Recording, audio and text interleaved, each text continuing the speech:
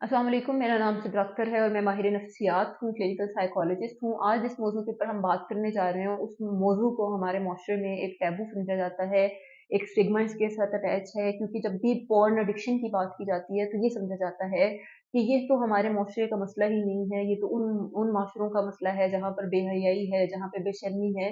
लेकिन हम उस माशरे में रहते हैं जहाँ पर हमारी जो वेबसाइट्स गलत वेबसाइट्स देखने में जो हमारे स्टैटिस्टिक्स है वो ये बताते हैं कि हम शुरू के नंबरों में आते हैं। तो इसका मतलब है कि कहीं न कहीं ये हमारे माशरे का एक अलमिया है, एक बहुत बड़ा मसला है जिसके ऊपर बात करनी चाहिए। और जो अंडर द कारपेट वाली मेंटालिटी है हमें इससे बाहर निकलना चाहिए, बल्कि हमें इसके बारे में बात करनी चाहिए क्योंकि हमारी नौजवान नस्ल जो है वो मुतासिर हो रही है। और अगर हम नौजवान नस्ल की बात ना भी करें तो हमारे मैच्योर एज में बहुत अच्छी पोस्ट पे बैठे हुए लोग इस एडिक्शन का शिकार हैं और वो उनकी ज़िंदगियाँ बर्बाद कर रहा है ये पॉर्न एडिक्शन। पॉर्न एडिक्शन किसे कहते हैं? देखिए, मैं हमेशा से ये बात बताती आई हूँ, मैं एडिक्शन स्पेशलिस्ट हूँ, इसलिए मैं इस मौज़ू पे बात करने को बहुत अहमियत दूँगी कि पॉर्न क्या करता है, जितनी भी गलत वेबसाइट्स हैं, जितनी भी ऐसी वेबसाइट्स की तरफ जिन लोगों का रुझान है, शुरू में ये क्या करता है कि ये एक आदत, एक हैबिट बनती है और हैबिट आगे जाके आपकी एडिक्शन के पैटर्न्स के ऊपर चली जाती है। अच्छा, होता ये है कि ये हमारे ब्रेन के कुछ एरियाज़ को टारगेट करती है, जो कि सबसे पहले तो वो हमारे न्यूरोकेमिकल्स के अंदर चेंजेस लेके आती है, जो कि हमारे प्लेयर सेंटर को डील करते हैं, डोपामाइन को हिट करती है, वो प्लेयर देती है।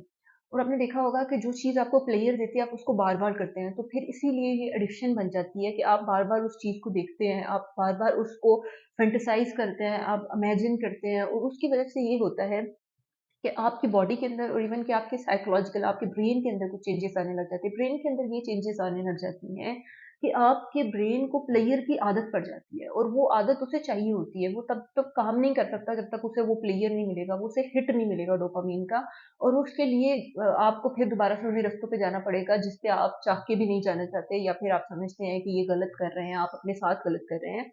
तो ये एक चीज़ है जो ब्रेन के साथ हो रही होती है और ये हमारे ब्रेन के एक एरिया को जिसे अमिगडाला बोलते हैं, ये उसको भी डिस्टर्ब करता है, जो कि हमारी इमोशनल अटैचमेंट्स को डील करता है, जो हमारी बहुत से हमारी यानी कि पार्टनर के साथ रिलेशनशिप को डील करता है, इवन कि जो आपके हस्बैंड वाइफ के रिलेशनशिप होते हैं, उसको डील करता है।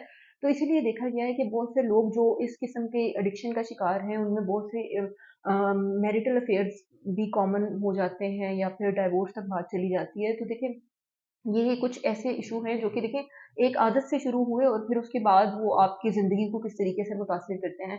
अगर हम बिहेवियरल प्रॉब्लम्स की बात करें तो ऐसे लोगों के अंदर कॉन्फिडेंस का इशू काफ़ी ज़्यादा देखा गया है। फिर दूसरा जो इशू इनके अंदर देखा गया है वो है कि ये सेल्फ आइसोलेशन का शिकार हो जाते हैं। किसी भी चीज़ में इनको प्लेयर नहीं मिलता। ये इनकी अपने आप को बंद कर लेंगे कमरे के अंदर। सोशली ये विथड्रॉल की तरफ चले जाएँगे, लोगों से कम्युनिकेट नहीं करेंगे, आई कॉन्टैक्ट नहीं दे पाएँगे।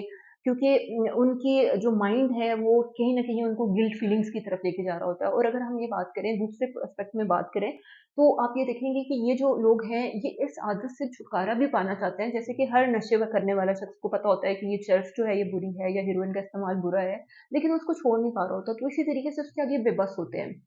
इसका जो इलाज है, अक्सर औक़ात लोग मुझसे पूछते हैं कि मैडम इसका इलाज बता दें कि हम इससे किस तरीके से छुटकारा पाएँ। तो इसका इलाज जो है वो मैं आज इस वीडियो में आपको बताऊँगी और इसमें थोड़ा इम्प्लीमेंटेशन की बात है कि आपने प्रैक्टिकली इसके ऊपर अमल करना है। सबसे पहले तो ये कि इंसान के अंदर कुछ तरह की एनर्जीज़ हैं, फिज़िकल एनर्जीज़ हैं, साइकोलॉजिकल एनर्जीज़ हैं, इसी तरीके से सेक्सुअल एनर्जीज़ हैं। मसला ये होता है कि जो लोग भी पॉर्न एडिक्शन के अंदर आते हैं उनकी सेक्सुअल एनर्जीज़ बहुत ज़्यादा होती हैं और वो उनको मैनेज नहीं कर पाते जिसकी बुनियाद पर वो एडिक्शन की तरफ पॉर्न की तरफ चले जाते हैं, इन वेबसाइट्स की तरफ चले जाते हैं। और फिर हमारे माशरे के कुछ डायनामिक्स भी हैं जैसे देर से शादी का रुझान भी हमारे बच्चों को इन रास्तों की तरफ लेके चला जाता है। तो हमने क्या करना है कि हमने सेक्सुअल एनर्जीज को चैनलाइज करना है। सेक्सुअल एनर्जीज को चैनलाइज करने के लिए आपको फिजिकल एक्टिविटी की तरफ आना पड़ेगा। वो इस तरीके से कि जब आप फिजिकल एक्सरसाइज की तरफ आएंगे तो आपकी एनर्जीज जो है वो सेक्सुअल से निकल के फिजिकल साइड पे चली जाएँगी और आप अपने आप को हेल्दी फ़ील करेंगे और आपके ब्रेन को ये मैसेज जाएगा कि आपको आपके अंदर एक पॉज़िटिव चेंज आ रहा है। एक ये एरिया इस तरीके से आप इससे दूर रह सकते हैं। दूसरा ये कि आप अपने ऊपर थोड़ा खुद कंट्रोल करेंगे। वो किस तरीके से कंट्रोल करेंगे कि ऐसी वेबसाइट्स को आप रिस्ट्रिक्ट करेंगे। आप ऐसी एप्लीकेशंस को डिलीट करेंगे जिनसे आप इनको एक्सेस करते हैं। और फिर दूसरा काम जो आपने करना है वो ये कि आपने अपनी उस सिनेरियो में नहीं जाना, उस सिचुएशन में नहीं जाना। जैसे कि बाज़-औक़ात कुछ लोग किसी एक जगह पर, उस ख़ास जगह पे एक एनवायरनमेंट में बैठ के उस चीज़ को एन्जॉय करते हैं। तो आप कोशिश करें कि आप उस जगह से उठ जाएँ, अपनी सोचों को डाइवर्ट करना सीखें, अपने थॉट्स को डाइवर्ट करना सीखें और अपने आप को उसी टाइम किसी और एक्टिविटी की तरफ लगा लें, ताकि आप इस ऐसी बीमारी से, जो कि आपको फिज़िकली, सेक्सुअली, इवन कि आपको साइकोलॉजिकली डैमेज कर रही है, आप इस आदत से अपने आप को दूर रखें। इसके अलावा भी मैं इन डिटेल, अगर आपको कोई भी मेरे से मालूमात चाहिए, तो हम इसकी एक सीरीज़ को नेक्स्ट वीडियो के अंदर फिर शामिल करेंगे, जिसमें मैं आपके सवालात वगैरह को भी शामिल करूँगी। तो होप्स हो कि आपको इसका ट्रीटमेंट और इसकी आपकी बॉडी और ब्रेन के ऊपर इम्पैक्ट और किस तरीके से आपने इसको कम करना है, समझ आ गई होगी और आप इसको इम्प्लीमेंट करेंगे। शुक्रिया।